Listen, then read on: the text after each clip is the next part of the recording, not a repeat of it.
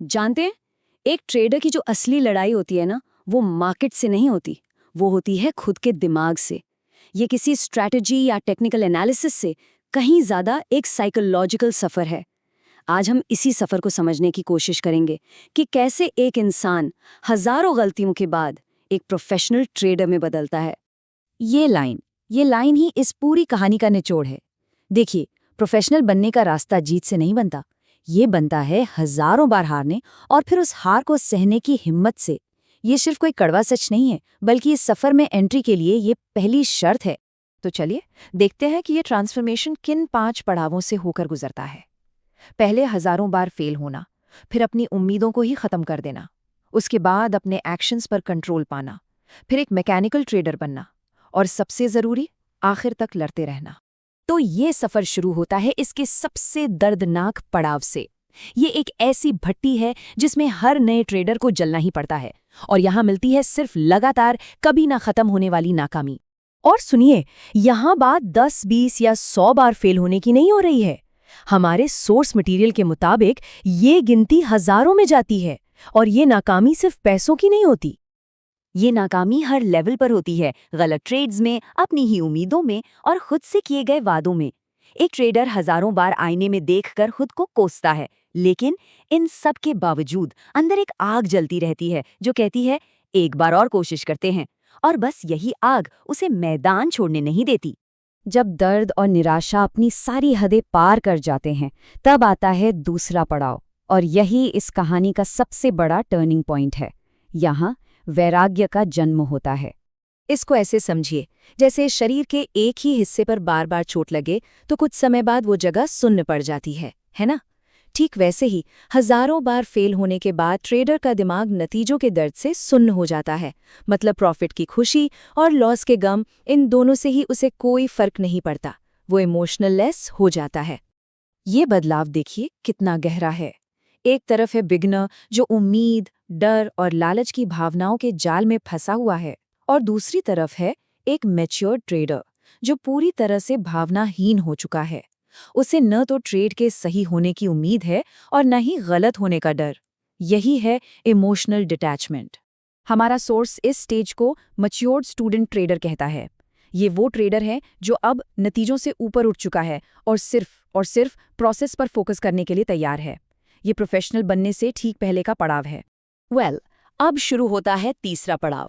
जब भावनाएं रास्ते से हट जाती हैं तो असली अनुशासन का जन्म होता है, और यही किसी भी ट्रेडर की सबसे बड़ी ताकत बनती है।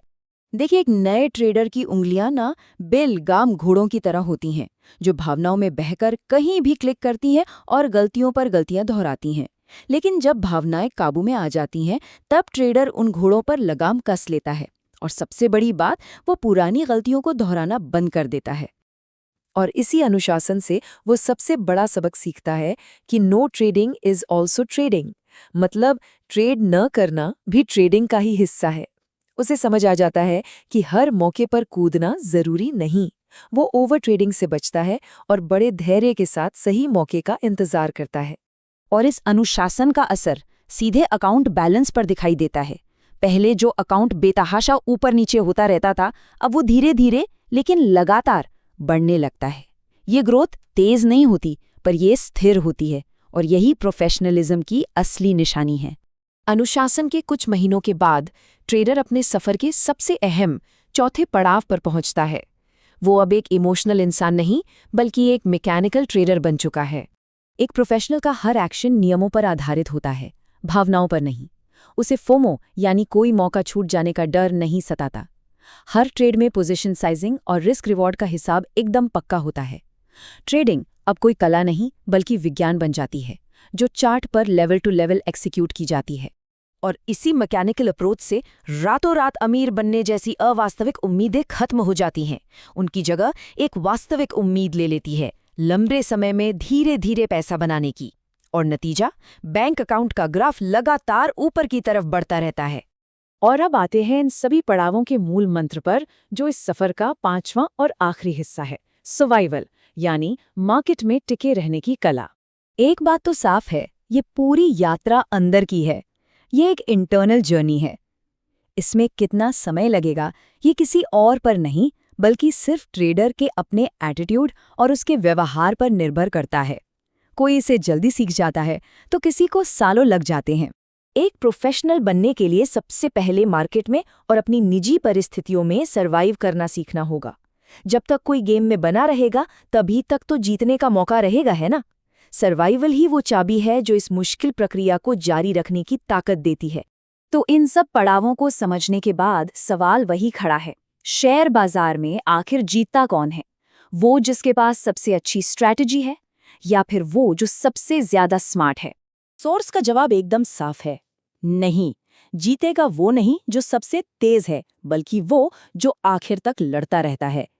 ट्रेडिंग ज्ञान से ज्यादा धैर्य, अनुशासन और कभी हार न मानने वाले जज्बे का खेल है। और अंत में जीत उसी की होती है जो मैदान में टिका रहता है।